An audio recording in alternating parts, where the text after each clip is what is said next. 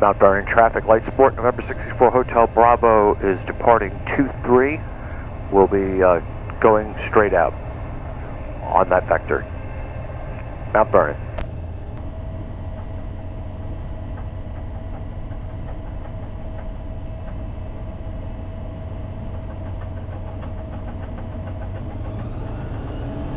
Okay, takeoff flaps, trim is set.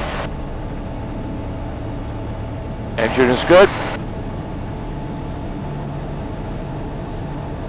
Yeah, this is definitely a little better. Actually, it's a whole lot better.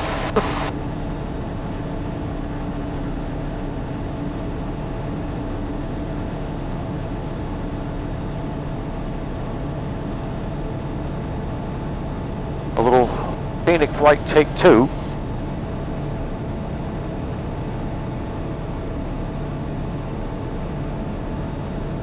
Flaps out. And this is Grand Lake. Oh, listen.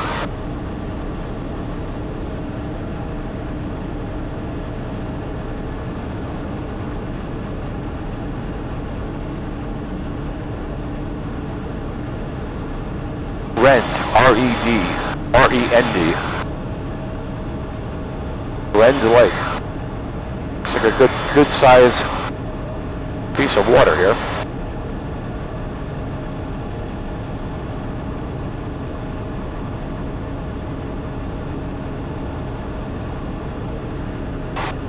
While we're waiting to get here,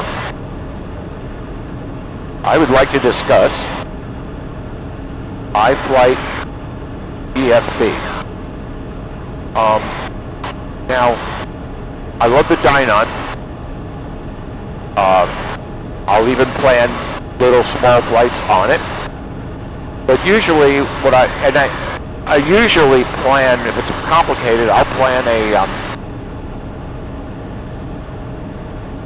flight on SkyVector and import it in the Dynon format. I forgot what that was. I think it's GPX. But well, I'll export it, I should say, and then I'll import it to here, you know, via the USB. Well, that works. Okay. And I like SkyVector. Gives me a lot of options for planning. And then on my Android here, which is a reasonably bright for a tablet Android. I forgot what the NIT number is. And that, by the way, that's an incredible measurement name. NIT. There's a Monty Python joke in there somewhere. And I'm running the Avia map program, which is a fairly capable and very inexpensive, I think it was like $30, little program. And what I like about it, it has street names on it. So it uses OpenStreetMap, I believe. And the kind of flying I do, it's nice to know what the name of the road is. And obviously, on a sectional, they really, if they name anything, it's the really, really big names. Big routes. However, I thought, you know, I got the size I got, which I don't know, I think it's 9-inch, I don't know, I have no idea, it's big. Well, as you can see, it kind of, especially when it's in here, it horizontally it blocks. When I had it vertically, it also blocked, and it was also getting in people's way. So, I was looking at electronic flight, iFly electronic flight bag, and well, I think the last time I tried it on a small phone, and you know that's not how I'm using it. So I like the features.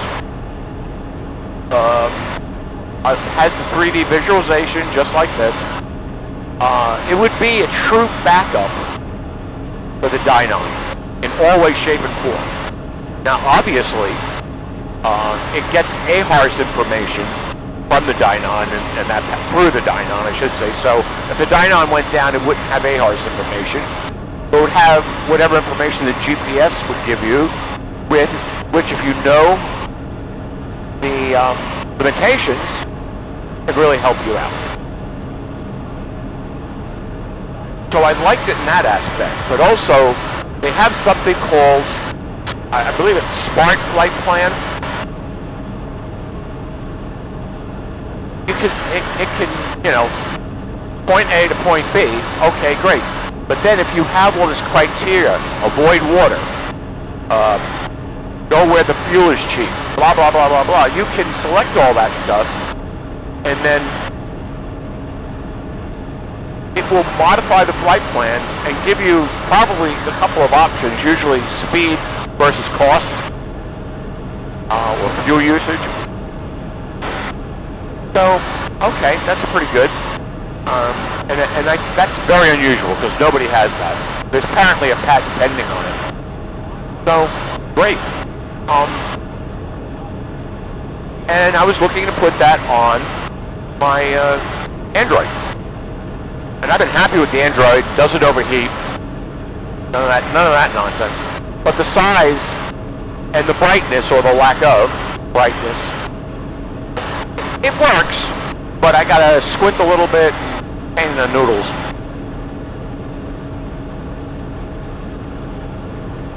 They also offer a piece of hardware, which is essentially a tablet, an Android tablet. And the thing is built like a tank, okay? It's 7 inches, so it's smaller, but it is, I believe it's 23 or 2400 nits. It is bright. They were nice enough to let me bring it to my plane for about 10 minutes, and I installed it up here because it uses a ball, or a standard mounting ball. And first of all, it fit beautifully in here. Vertical is the way I would go, and because it basically fills this empty space that I have next to my analog flight instruments.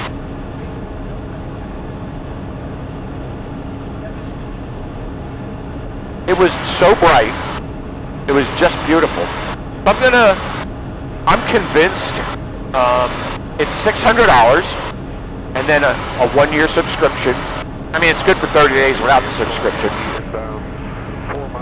But if I didn't like it for some reason, I would return it and still get the subscription, because I would use it on here, the actual application.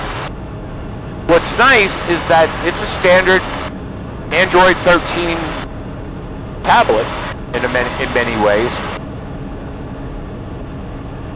and the Aviation Map program, which I love, for street identification, could also be running simultaneously. So I just swap, and I could look it over. This is a really look at this bridge going across, and 2 little crossings, one there and then one over there. That's kind of neat.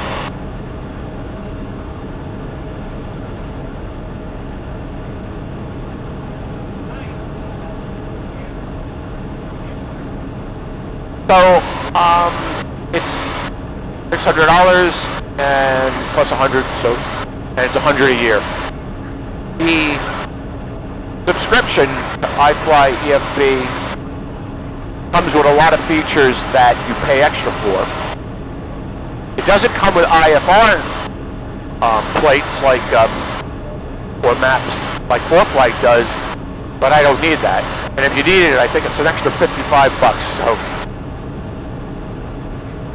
I like the idea of, you know, supporting a smaller company. So anyway, I think more money is going out of my cash flow.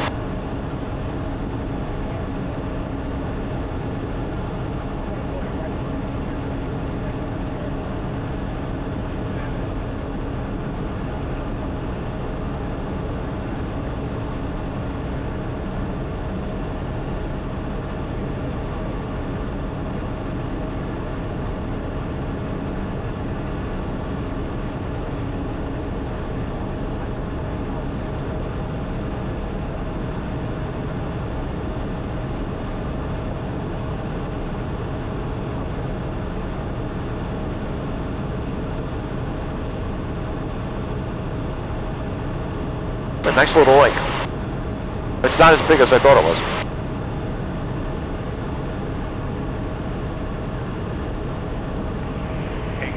Nice protected harbor. Look at that. To the north, inbound for 23, Hancock County. That's a nice marina.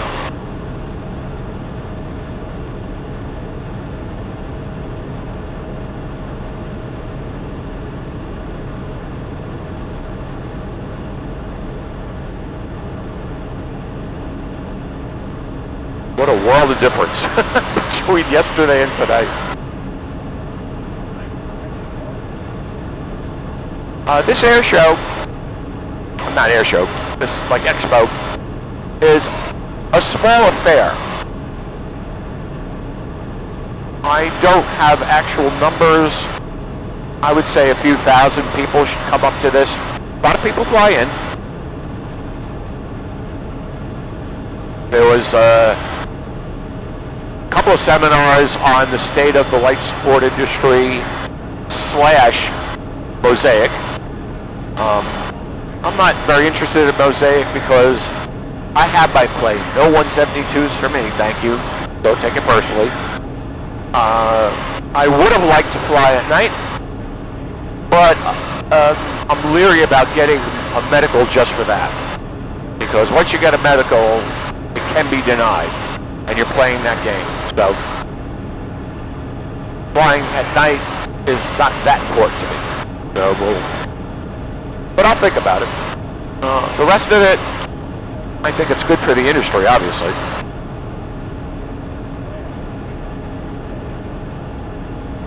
That was interesting. There were talks on crosswind landing techniques. There were talks on, there will be a talk on doing a better pre-flight. I even attended a rusty pilot seminar. And I flew over 26 hours the month of August, so I don't fit the technical term of rusty, but I still learned a few things there, and that's the point. So it was 3 hours well spent.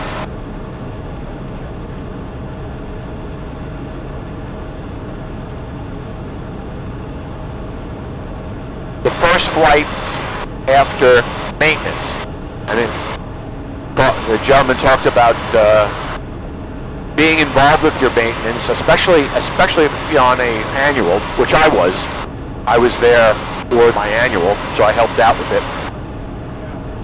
They talked about how to approach the first flights after an inspection. And it really, to sum it up in a couple of sentences, it's as if you were flying a brand new kit plane that you just finished. They kind of approach it, not quite exactly like that, but very similar to attitude. The seminars were quite good. Really nice people. There's a nice little restaurant right on the field. Well, it's not a little one, it's pretty big actually. They have a buffet, but they have other things, so reasonably priced, especially considering that it's a show. But this place, it's been going on, I think, for 17 years. I drove up here maybe about 6-7 years ago, which is actually the first time I flew an Aeroprat. Dennis Long was the distributor back then, and I flew it with him.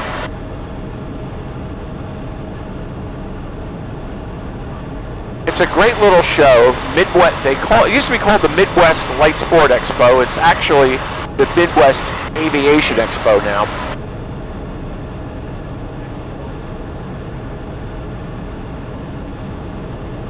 The first weekend in September, usually. Cross over here.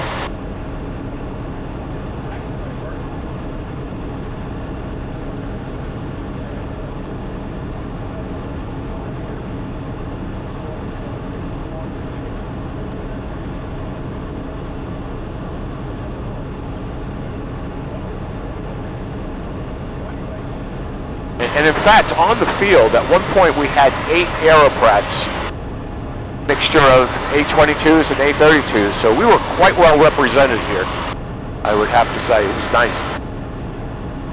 So it's a nice little tour of this lake.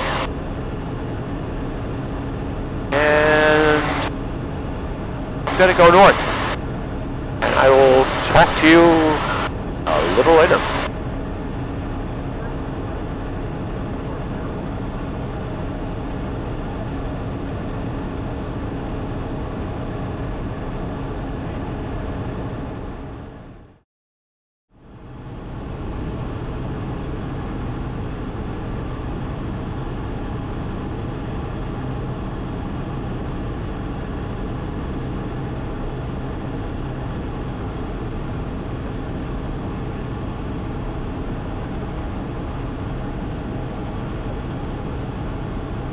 We're at Centralia Municipal.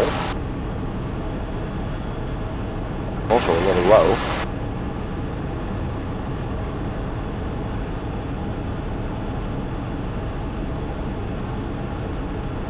Oh, I think I see the runway. Gonna land on 27. Well, probably a touch and go.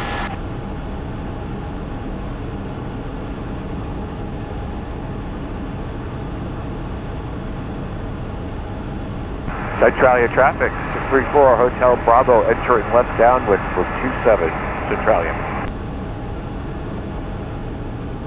A little wide here.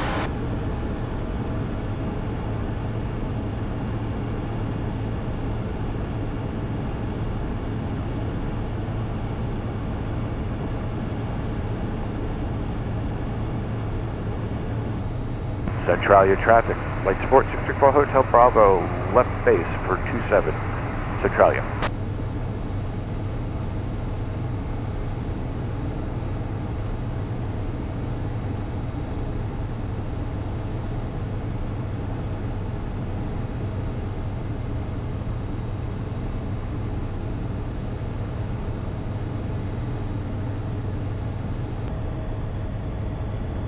Centralia traffic, 4 Hotel Bravo, turning final for 27, touch and go, Centralia.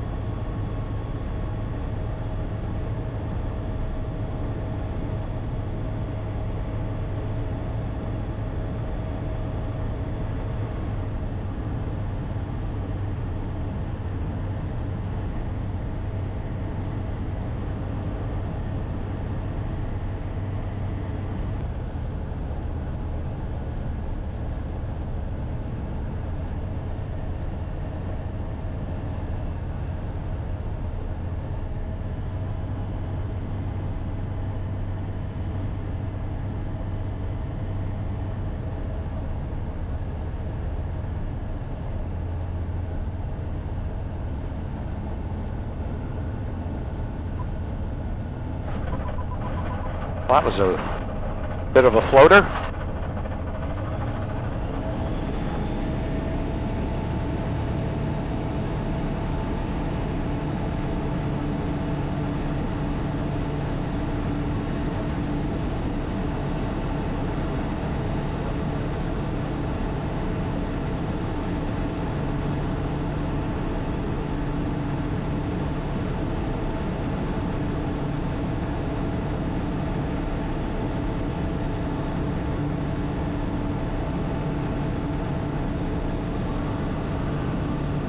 Pops out.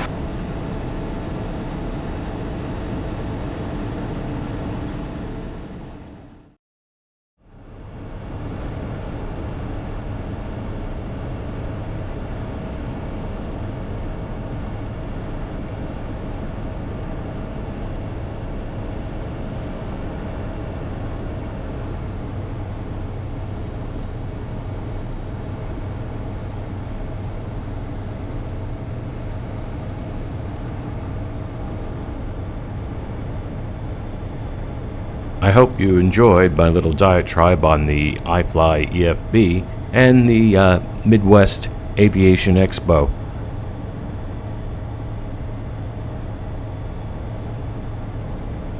The final installment in the series will highlight some great planes that flew in and my final non-stop flight back home to Mansfield, Ohio.